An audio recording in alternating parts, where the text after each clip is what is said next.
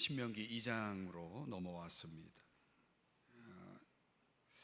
두 번째 율법이라 해서 이미 광야의 1세대들은 이제 세상을 떠났고요. 2세대들에게 전하는 반복되는 율법의 말씀 내용입니다. 모세가 먼저 진행한 내용은 과거를 돌아보는 일이었습니다. 오늘 본문에 소개되는 내용 전체는 민수기 20장에서 31장까지의 역사를 요약한 내용이라고 할 수 있겠습니다. 하나님과 이스라엘 백성들의 역사적 관계를 깊이 돌아볼 수 있는 그런 내용을 다루고 있습니다. 요단강 동편까지 이제 가나안으로 입성 전 시점이죠. 요단강 동편까지 오는 길에서 다른 족속들, 그들이 길에서 만났던 족속들을 어떻게 상대했는지를 보여주는 그런 내용이거든요. 근데 제 눈에 들어오는 단어가 광야라는 단어가 눈에 들어왔습니다. 1절 말씀해 보니까 광야에 들어가서, 아직까지 그들은 약속의 땅에 도착해 있지 않고 광야길을 그 역사 회고 속에서 보면은 광야길을 지금 지나가고 있는 것입니다. 유랑 중에 있는 거죠. 이 광야라고 하는 이 단어만 생각해도 저는 너무나 많은 묵상들이 그 단어를 접할 때마다 제 안에 듭니다. 그래서 이 신명기 2장을 광야의 관점에서 다시 들여다보면서 하나님께서 이 광야를 지나는 하나님의 백성들을 인도하시는 원리가 있구나라는 것을 발견하게 되었습니다. 오늘날 저와 여러분을 적용해서 우리가 이 말씀을 우리 각자에게 받는다고 했을 때 우리가 인생을 광야로 비유하기도 하지 않습니까? 그러니까 인생 광야를 지날 때 하나님이 우리를 이끄시는 원리가 있다는 거예요. 다른 말로 원칙이라고도 할 수 있겠습니다. 그 세 가지가 있는데 세상 광야길에 서 있는 우리에게 적용되는 하나님의 인도하심의 세 가지 원칙이 뭘까? 함께 생각해 보겠습니다. 첫 번째는 주권입니다. 주권. 한번 따라 하실까요? 주권. 내용을 들여다보면 오늘 본문 1절을 다시 보시면 우리가 방향을 돌려, 지금 이스라엘 백성들이 그들이 어떤 행적지를 향해서 가는지, 어디에 도착할 것이고 그 다음 코스는 또 어디가 될 것인지에 대한 이 전반적인 그 백성들의 여행 이 동선을 지금 누가 주관하고 있는지를 보세요. 우리가 방향을 돌렸다라고 하지만 그 배후에는 누가 있냐면 여호와께서 내게 명령하신 대로예요. 그 명령에 의해서 그들의 방향이 결정되고 있다는 것을 볼 수가 있습니다. 2절 그 다음 이제 내용을 보면은 이제는 어떤 명령적인 표현이 나오는데, 돌이켜 북으로 나아가라. 그 앞에 내용은 이 산을 두루 다닌 지 오래니. 구체적으로 그 코스를 밝혀주고 있지는 않지만 이제는 그 방향을 어디를 향하게 하냐면 북으로 나아가라 라고 또 명령을 하십니다.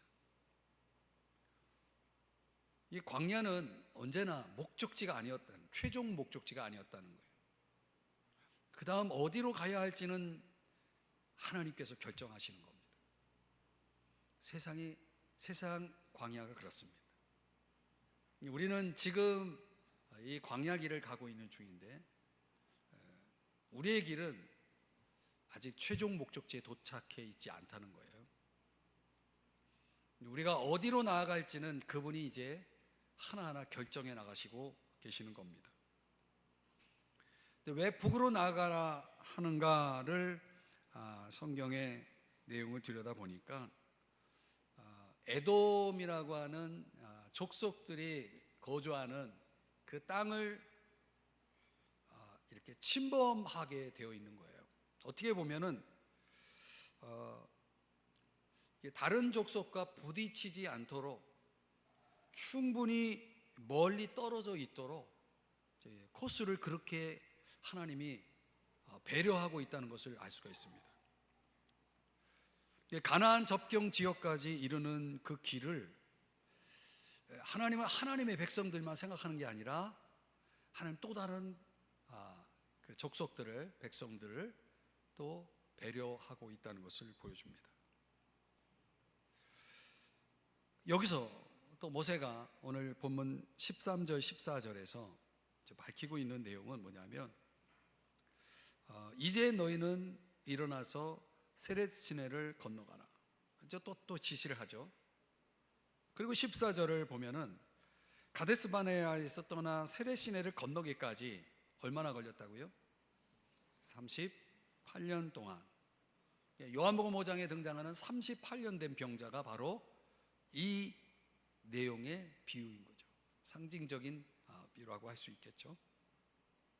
어떻든 이 광야의 38년의 오랜 시간 동안 하나님은 왜 그들을 광야에서 그렇게 그들의 갈 길을 계속 돌렸을까요?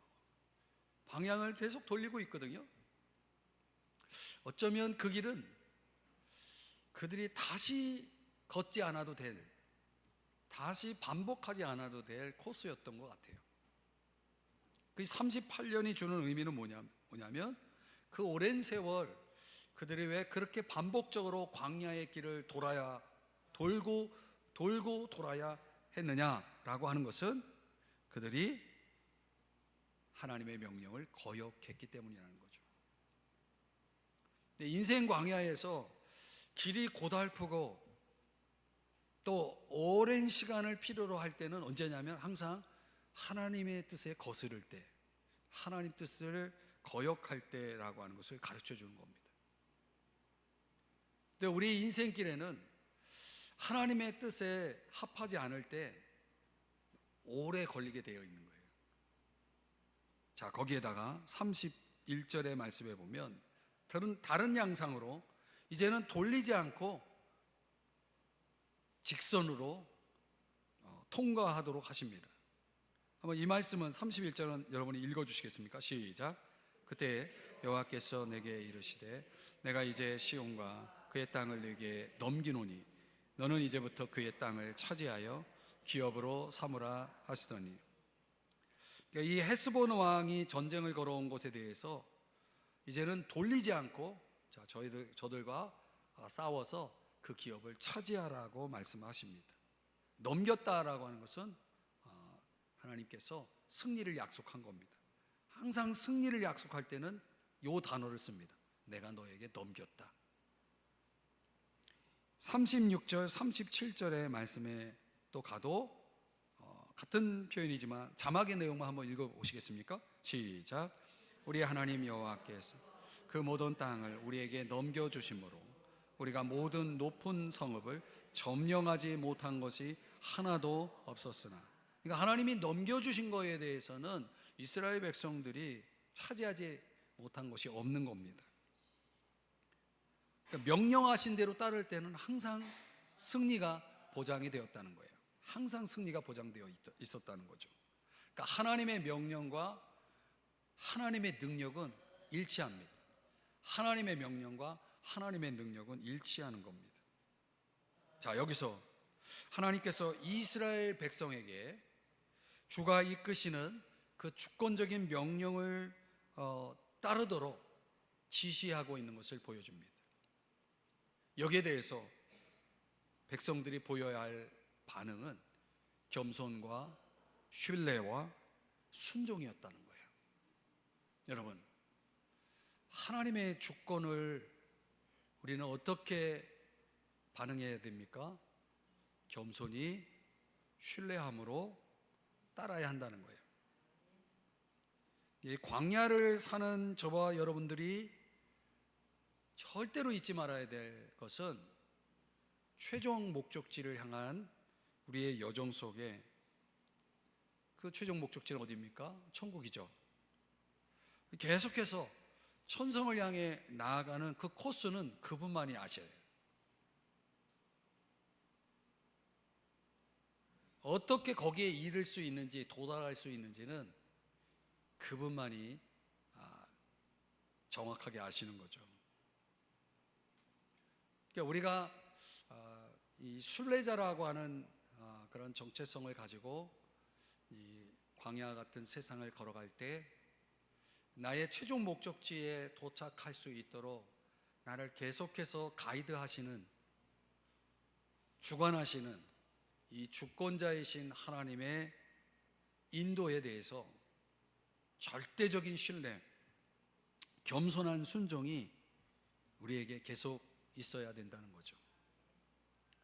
그러니까 주인이신 하나님을 의식하면서 살아가라는 그런 말씀인 것입니다. 그러니까 내 인생길을 그분만이 주장할 수 있다라고 하는 것을 잊지 말라는 거죠. 내가 갈지 멈출지 또 다시 가야 될지 이 모든 것을 그분이 결정하시는 거예요. 근데 우리가 이 세상을 살아가면서 배워야 할 중요한 진리인 것입니다. 내 인생을 누가 이끌어가고 있는가? 우리의 주권자이신 하나님이 이끌고 계십니다. 그 주권을, 그 주인 되시는 하나님을 항상 매일매일 의식하면서 살아가는 여러분 되시기를 주의 이름 축복합니다. 두 번째는 이 하나님의 그 광야길 인도하심의 원칙은 공급에 있다는 거예요.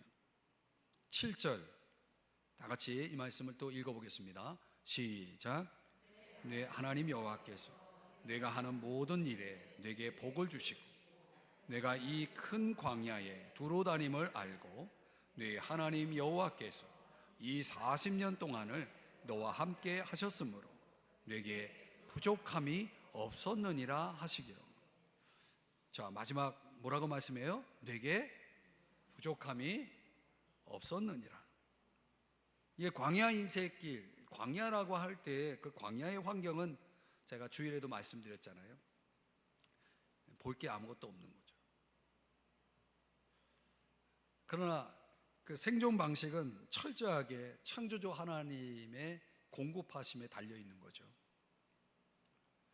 근데 오늘날 이렇게 문명의 시대를 살아가는 저와 여러분들은 이 창조주 하나님을 의지하고 살아가는 법을 잘 터득 못합니다. 왜냐하면 우리가 필요한 모든 것들을 우리가 지금 생산하고 살아가잖아요. 생산해내고 살아가죠.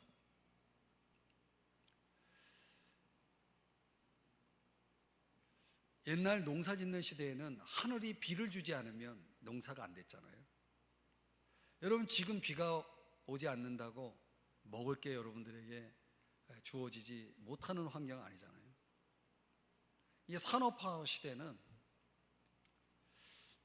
이 기계화 시대는 문명이 이제 하나님 노릇을 하는 것입니다. 근데 영적으로 보면 여기도 광야거든요. 근데 세상이 돌아가는 이 원리들을 가만히 들여다보면요, 지금 우리가 살아가는 이 문명의 시대, 과학 문명의 시대는 모든 것이 부족함이 없는 시대라고 사실은 우리가 착각하며 살아가고 있지만, 이 절대자 주권자이신 창조주 하나님의 손길 속에 이 과학 문명의 시대가 그분의 손 안에 또 있다는 것을 하나님께서 가르쳐 주시잖아요. 어떤 방식으로? 아무리 과학이 발달하고 정말 시스템이 잘 돼 있어도 한번 왕창 하늘문을 열어서 비를 팍 내리시면 꼼짝 못 하잖아요. 이 인간이 스스로 창조주 노릇을 하려고 해도 그 자연 앞에, 자연을 움직이는 하나님 앞에 꼼짝 못 하잖아요. 지금 세계적으로 얼마나 엄청난 일들이 벌어지는지 여러분 뉴스를 통해서 보잖아요. 깨달아야 되거든요.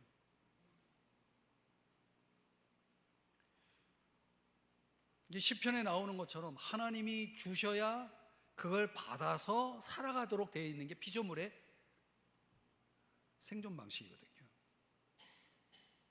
그러니까 우리는 하나님께 받아서 산다라고 생각하지 않죠. 우리가 열심히 땀을 흘려서 살아가고 있다라고 생각하잖아요. 이게 우리가 광야를 잘못 배우고 있는 거죠. 그래서 때로는 하나님이 현대 시스템도 그래서 하나님이 움직이시는 거죠. 저는 그렇게 봅니다. 세계 경제라고 하는 이 모판을 인간이 열심히 노력해서 심는 모에 의해서 생산량이 나타나는 것이 아니라 하나님이 한번 건들면 그 누구도 막을 수 없는, 이 세상도 결국은 하나님 손에 있다는 거예요. 하나님 뭐라고 말씀하십니까? 야, 너희들 40년 동안, 아무것도 없는 40년 광야 생활 동안 너희들이 부족함이 있었냐?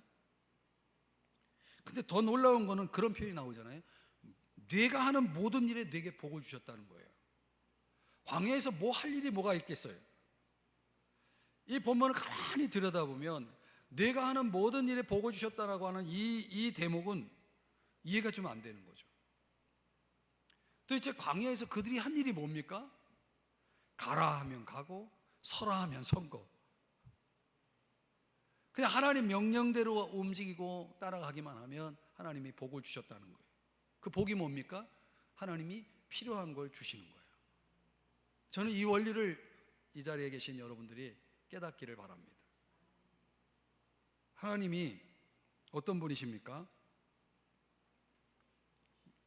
창조주시라는 거예요. 창조주. 그러니까 모든 것이 그분에게서 나오고 있다라고 하는 것을 이 문명 시대의 복판에 있는 저와 여러분도 그걸 깨달아야 돼요.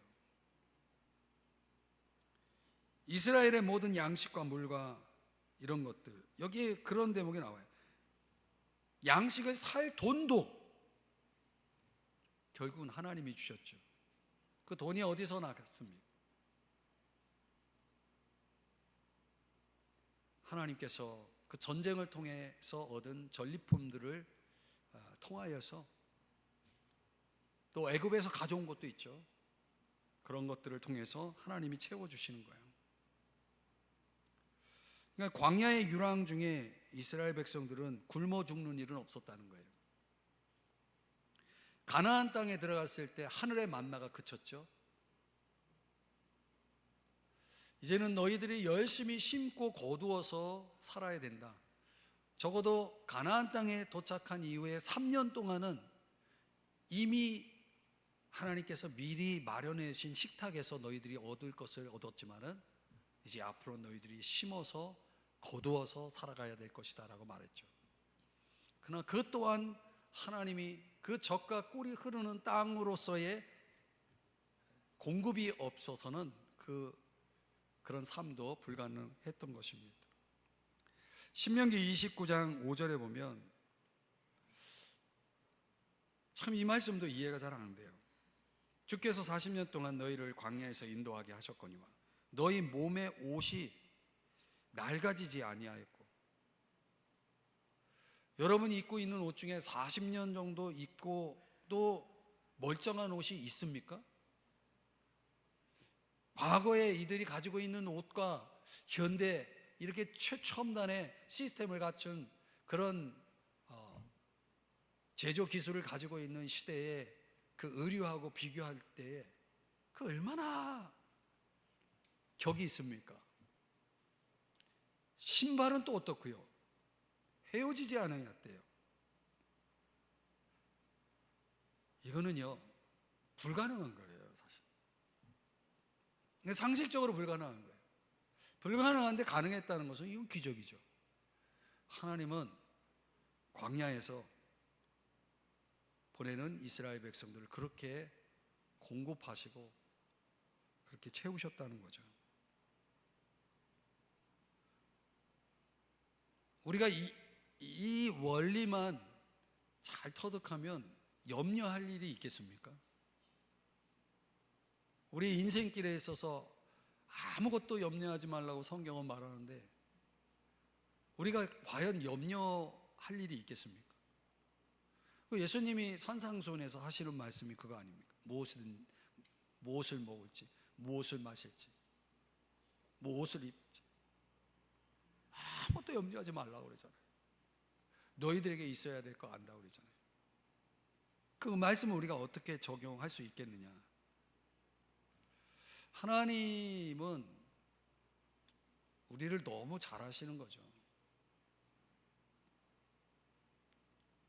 그러니까 우리와 동행하시는 그분이 우리가 쓸 것을 틀림없이 채워주신다라고 하는 약속을 하고 있는 거예요.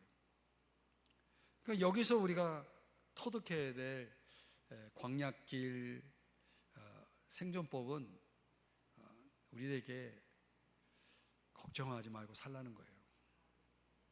걱정하지 말고 살라는 거죠.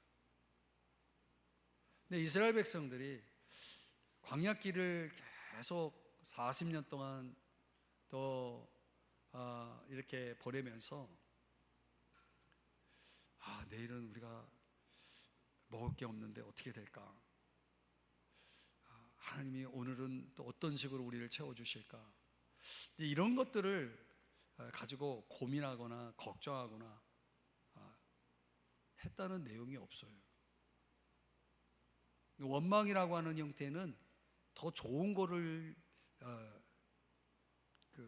갖고 싶어하는 그런 욕심에서 나오는 원망이었지, 그들이 매일 먹고 마시는 거에 대해서 염려했다라는 내용이 광야 생활 중에 이스라엘 백성들에게 그런 내용이 없어요.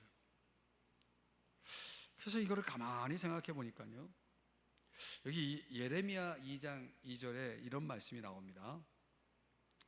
내가 너를 위하여 내 청년 때의 인애와 내 신혼 때의 사랑을 기억하노니. 갑자기 좀 로맨틱한 표현이 나오는 거예요. 근데 그 다음 잘 보세요. 곧 씨 뿌리지 못하는 땅, 거기가 어디예요? 광야죠. 그 광야에서 나를 따랐습니다. 그러니까 이 광야길은 결국은 하나님을 따르는 길이에요. 근데 그 하나님을 따를 때에 그들의 삶의 모든 필요들이 채워질 수 있었던 중요한 핵심이 뭐냐? 그게 요 인애, 사랑이라는 단어에서 나오는 거예요.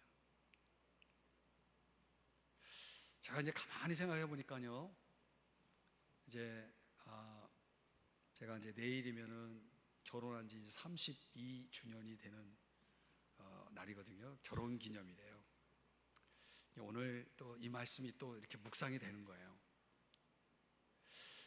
신혼 때는 너무 없는 게 많았어요. 아니, 그렇게 표현하는 것보다 가진 게 별로 없었어요. 너무 없으니까 너무 힘든 때잖아요. 근데 그건 있었어요. 행복했다는 거죠.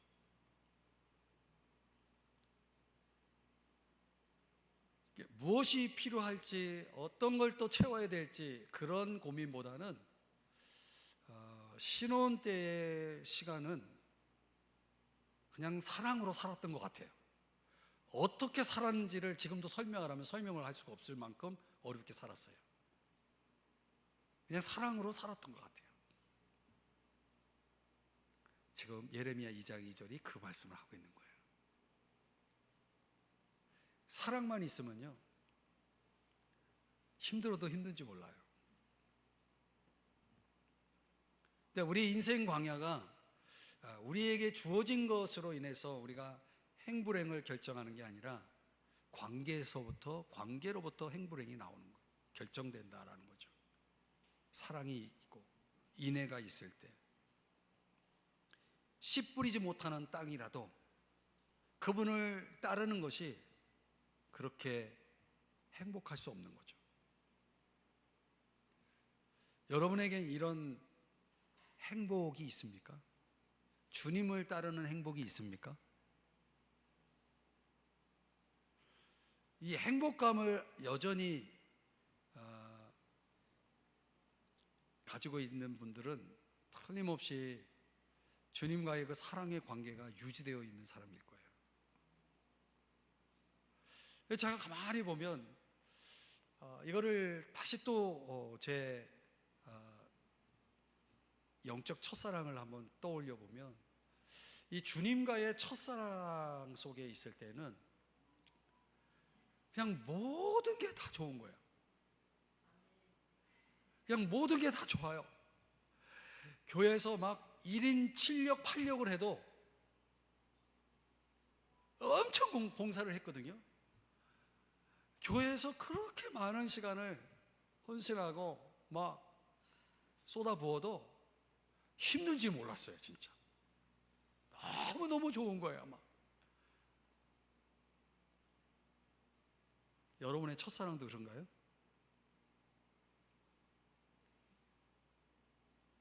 왜 하나님은 그런 광야를 우리에게 주시는가? 저는 요 단어 때문에 주시지 않는가. 사랑.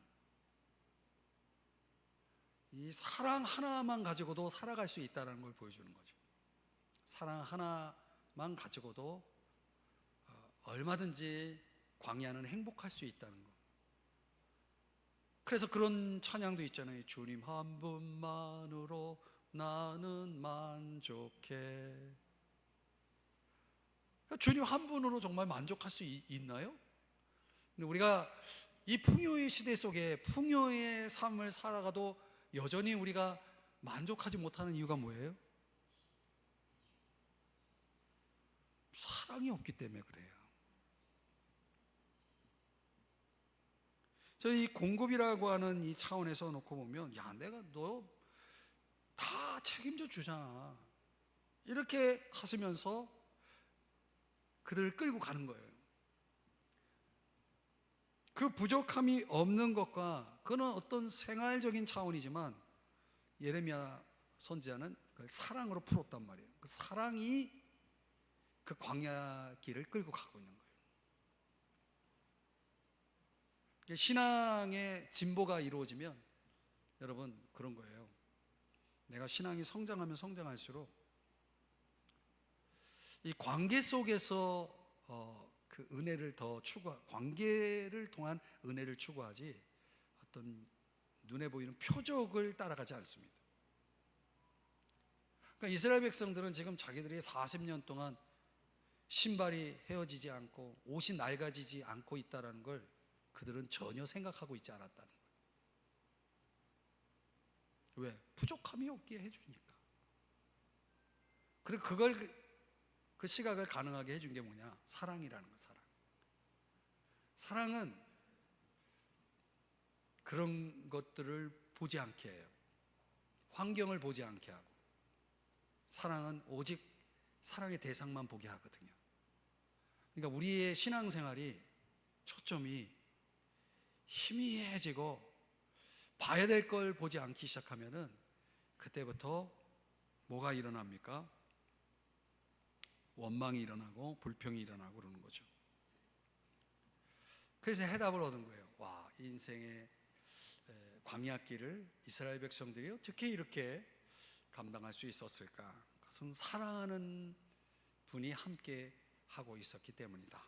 그걸 예레미야 선지자가 가르쳐 준 거예요. 오늘 사랑하는 여러분, 우리가 하는 일에 하나님이 복을 주신다는 게 우리가 눈에 보여지는 그 복일 수도 있겠지만, 저는 이 복이 주님을 가까이 하는 것이라고 생각합니다. 시편 78편에 그렇게 나오잖아요. 주께 가까이 함이 내게 복이라. 일이 잘 되고 안 되고를 떠나서 그냥 그분이 함께 한다는 그 자체가 복이고, 그게 해피니스, 그게 행복인 거죠. 그러면 그분에 대한 깊은 신뢰로부터 내 인생길이 펼쳐지면 어떤 상황도 부족함이 없어 보입니다. 감사하게 되는 거죠. 여러분의 인생 광야 속에서 여러분이 그토록 사랑하게 될 수밖에 없는 여러분의 영적 로맨틱이 식어지지 않기를 주의 이름으로 축복합니다. 마지막 세 번째, 하나님의 광야길 인도하심의 원칙은 존중이라고 하는 차원입니다.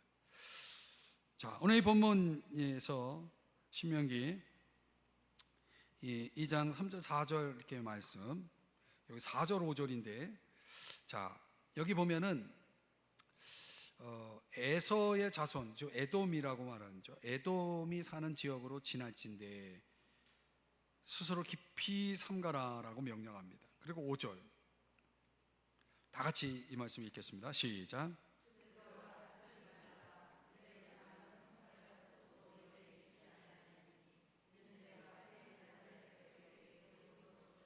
아멘. 다투지 말라는 거예요. 에돔 족속은 조상으로 쭉 올라가 보면 결국은 형제거든요. 아버지가 같아요. 그죠? 이스라엘과 에돔 족속은 올라가면 조상이 야곱이고 에서잖아요. 그들은 형제죠. 한 아버지. 그죠? 이삭의 아들들이었죠. 그래서 3절에서 그 말씀하는 내용들을 4절에서 말씀하는 내용들을 보면 동족, 너희 동족이라고 말하고 있고, 그러면서 뭐라고 말씀하냐면 5절 말씀에 보면은 내가 세일산을 에서에게 주었다라고 얘기해요. 하나님은 에돔 족속에게도 그들에게 기업을 주셨다라고 말합니다. 여긴 그런 표현이 나오죠. 너희에게는 주지 않았다라고 얘기해요. 하나님이 이 이스라엘에게는 아주 고통스러운 원수 에돔이지만 너희들 같은 형제끼리니까 서로 존중하고 싸우지 말라 이렇게 말씀하시는 거예요. 자, 19절을 한번 또 볼까요? 이번에는 암몬이에요. 암몬의 조상은 누구냐면 롯은 사실상 누구와 관계를 맺고 있냐면 아브라함과 친척이죠. 그 역시 하나님께서 아브라함을 생각하사 롯을 구출해 내시고 구원해 내시고 축복하시지 않습니까? 그들과 또 다투지 말라는 거예요. 괴롭히지도 말라는 거예요. 하나님이 그 땅을 너희들에게, 이스라엘 백성들에게 주지 않았으니, 롯 자손에게 주었으니 건드지 말라라고 말씀을 하고 있는 겁니다. 자, 이걸 깊이 있게 한번 들여다보면서 적용을 한번 해보겠습니다. 이 광야 인생길을 걸어가다 보면요, 힘든 길이죠. 여러분들 참 이게 그 사막길을 한번 걷는다고 생각해 보세요. 얼마나 힘듭니까? 사람이 고생을 너무 하다 보면 마음이 좀 많이 이렇게 강박하게 된다고 이렇게 표현해야 될까요? 뭔가 사람들이 좀 힘들면 누가 와가지고 이렇게 조금 건드려도 막 짜증나고 막 그러잖아요. 광야 인생길에서 하나님은 우리의 이웃을 소중히 여기고 존중하기를 원하셨다. 뭘 의미하는 걸까? 우리 세상을 인생을 광야길이라고 했을 때 우리가 살아가면서 정말 가장 고통스럽고 힘든 문제가 있다면 뭐일 것 같아요?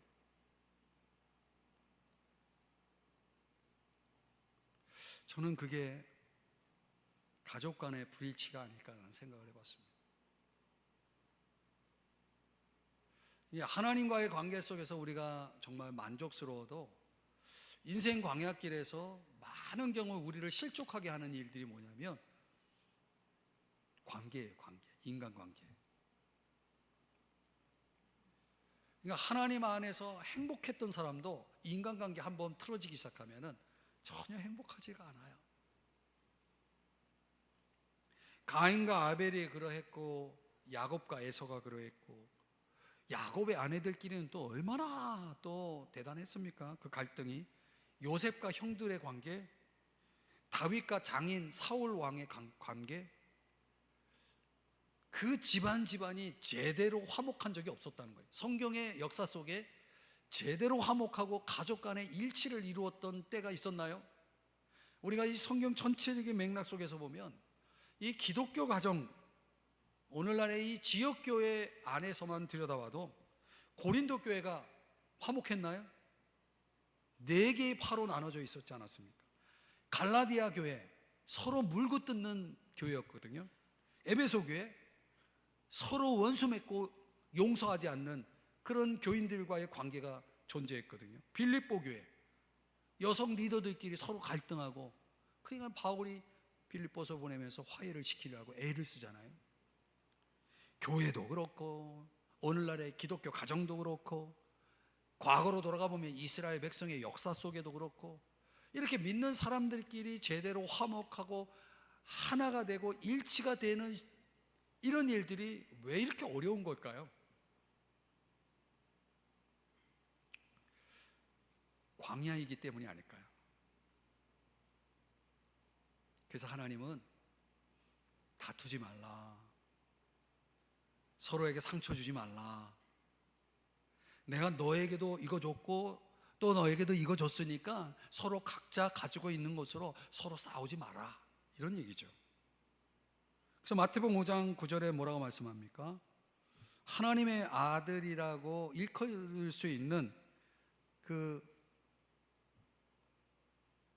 대상이 누굽니까? 화평하게 하는 자라고 그러죠. 로마서 14장 19절에도 화평의 일을 힘쓰라라고 말하고 있죠.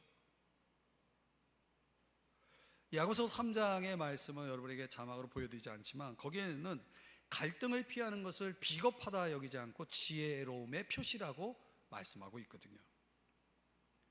그래서 이 말씀을 우리가 이제 적용해 보면 살면서 서로 갈등하고 다투고 하는 일들을 피하기 위해서 우리에게 광야길에서 가지고 살아야 될 2가지 자세가 오늘 명시되고 있는 거예요. 하나는 자족하는 마음이라는 거예요. 저쪽도 기업이 있고 나도 기업이 있어요.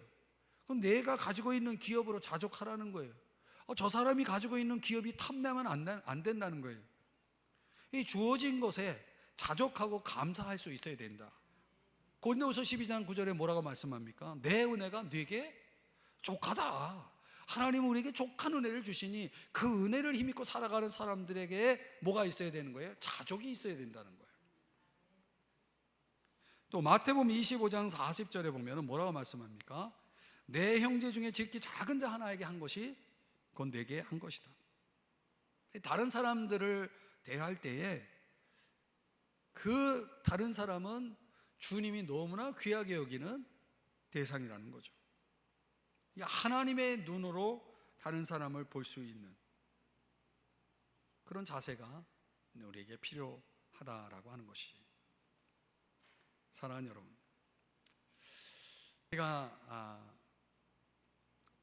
말씀에 좀 결론을 내려보면 인생을 순례의 길이라고 할 때에 라틴어 격언에 이런 말이 있대요.